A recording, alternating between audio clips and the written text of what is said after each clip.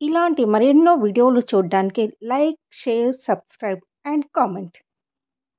ఈరోజు ఈ వీడియోలో ధనుర్మాస వ్రత పూజా విధానం అంటే ఏమిటి, ఎలా చేయాలి, నియమాలు ఏమిటి, ఏ ఏ మంత్రాలను పఠించాలి, ఏ ఏ నైవేద్యాలను సమర్పించాలి అనే విషయాల గురించి తెలుసుకుందాము.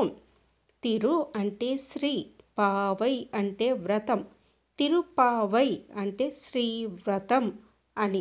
సంపదలను ఇచ్చేది సిరి నోము, దీన్నే ధనుర్మాస వ్రతము అంటారు. చాంద్రమానాన్ని బట్టి మార్గశీర్షమైతే సౌరమానాన్ని బట్టి ధనుర్మాసం అవుతుంది. మాసానాం మార్గశీర్షోహం, మాసంలలో ఉత్తమమైన మార్గశీర్షంను నేనే అన్న శ్రీకృష్ణ పరమాత్మకు మార్గశీర్షంలో ప్రారంభమయ్యే ధనుర్మాసం అంటే చాలా ఇష్టము.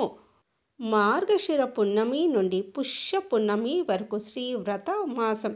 తొలి పున్నమి నాటికి చంద్రుడుంటాడు, మలి పున్నమి నాటికి నిండు చంద్రుడు ఈ నడుమ తరుగుతాడు, పెరుగుతాడు.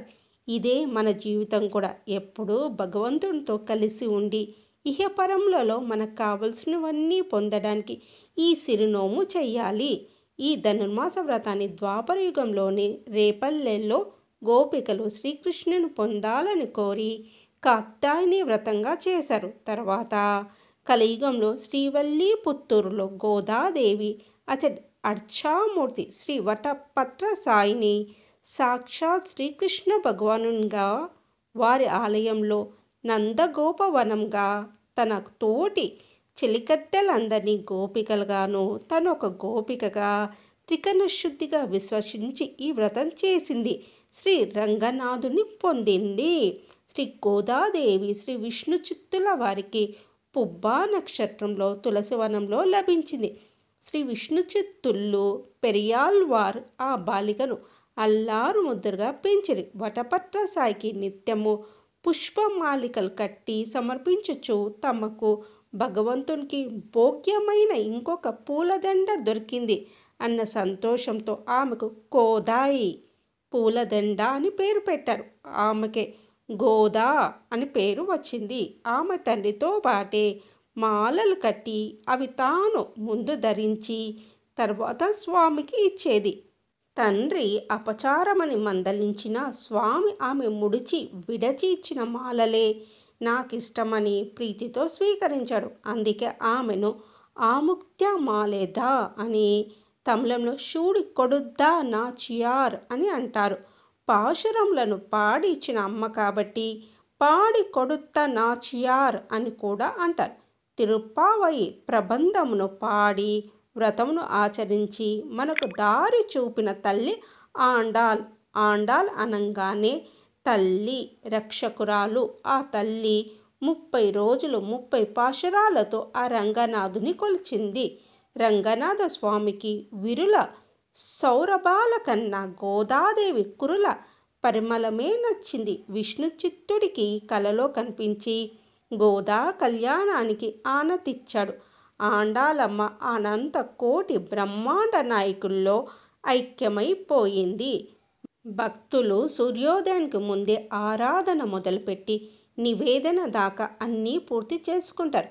గోదాదేవి పాడుకున్న 30 పాశురాల్ని రోజుకొకటి చొప్పున ఆలపిస్తారు. వయో లింగ భేదం లేకుండా ఎవరైనా ఈ వ్రతం జరుపుకోవచ్చు అంటారు. ఓవైపు వణికించే చలి, వెచ్చని దుప్పటి కప్పుకొని పడుకోవాలనిపిస్తుంది. ఆ మత్తును జయించి తెల్లవారుజామునే మేల్కొనాలి. ఆహార నియమాలను పాటించాలి. మిత భాషణ, ప్రియ భాషణ కూడా అవసరమే. దాన ధర్మాలకు ప్రాధాన్యం ఇవ్వాలి. భోగాలకు దూరంగా ఉండాలి. ఈ తరహా ధార్మిక జీవన విధానమే ఆధ్యాత్మికోన్నతికి సోపానం. ధనుర్మాస పూజా విధానం తెలుసుకుందాము.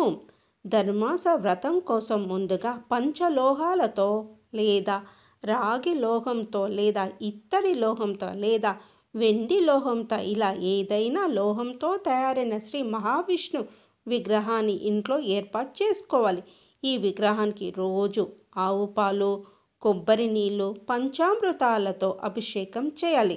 అలాగే మొదటి 15 రోజులు బియ్యం, పెసరపప్పుతో మిగతా 15 రోజులు దద్దోజనంతో నైవేద్యం పెట్టాలి, దీపారాధన చేయాలి. ఇలా చేయడం వల్ల ఇహలోకంలో సర్వ సంపదలు, పరలోకంలో మోక్ష ప్రాప్తి లభిస్తాయి. లక్ష్మీనారాయణ పూజ ఎలా చేయాలో తెలుసుకుందాం. ఇంట్లో శ్రీ మహావిష్ణు విగ్రహం లేనివారు లక్ష్మీనారాయణ పూజ చెయ్యవచ్చును. ఇందుకోసము లక్ష్మీనారాయణ చిత్రపటానికి గంధం, కుంకుమతో బొట్లు పెట్టాలి. తర్వాత ఆవు నేతితో దీపం వెలిగించాలి, పంచోపచారం చేయాలి. అలాగే పచ్చకర్పూరంతో హారతి ఇవ్వాలి.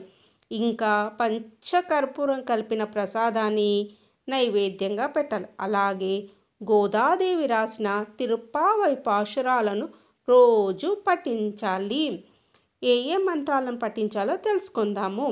రోజు 2 మంత్రాలను పఠించాలి. 1 ఓం శ్రీ గోదాదేవి సహిత రంగనాథ స్వామినే నమః. మరొకటి గోదాదేవి అష్టోత్తరంలోని ఓం శ్రీ రంగ నిలయాయై నమః. ఈ 2 మంత్రాలను జపించడం వల్ల ఇంట శుభాలు కలుగుతాయి. ఆలయాల్లో ఎలా పూజ జరగాలో తెలుసుకుందాము. ఈ ధనుర్మాసంలో విష్ణు సంబంధ ఆలయానికి వెళ్తే గంధం లేదా వెన్నపూసను భక్తులకు పంచాలి. అలాగే అగ్నిపురాణం ప్రకారము ధనుర్మాసంలో విష్ణు సంబంధ ఆలయానికి వెళ్ళినప్పుడు ఆలయానికి ఏదైనా దానం ఇవ్వాలి.